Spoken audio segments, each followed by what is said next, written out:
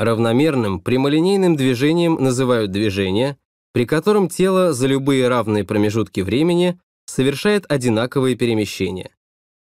Скоростью равномерного прямолинейного движения называют векторную физическую величину, равную отношению перемещения тела ко времени, за которое это перемещение произошло.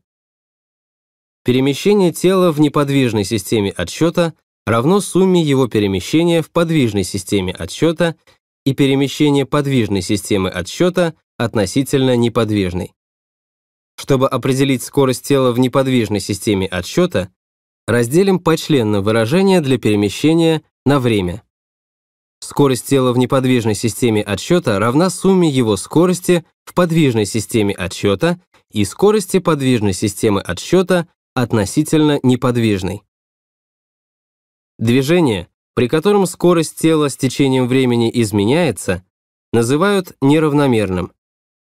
Средней скоростью неравномерного движения называют физическую величину, равную отношению перемещения тела ко времени, за которое оно совершено. Средней путевой скоростью называют отношение пути ко времени, за которое этот путь пройден. Мгновенной скоростью называют скорость тела в данный момент или в данной точке траектории. Предположим, что бегун совершает неравномерное прямолинейное движение. Определим скорость движения его в точке О траектории.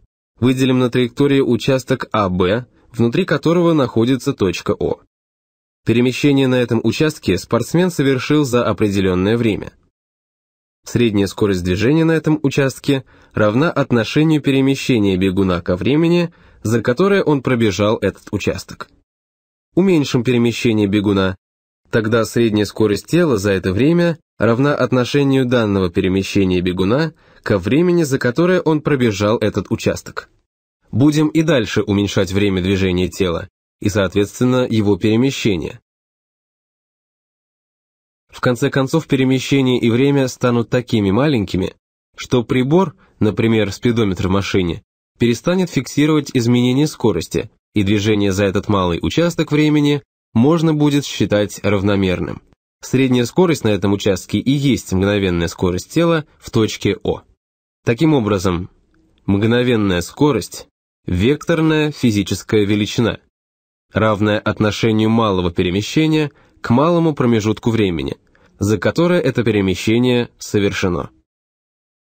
В конце концов, перемещение и время станут такими маленькими, что прибор, например, спидометр в машине, перестанет фиксировать изменение скорости, и движение за этот малый участок времени можно будет считать равномерным.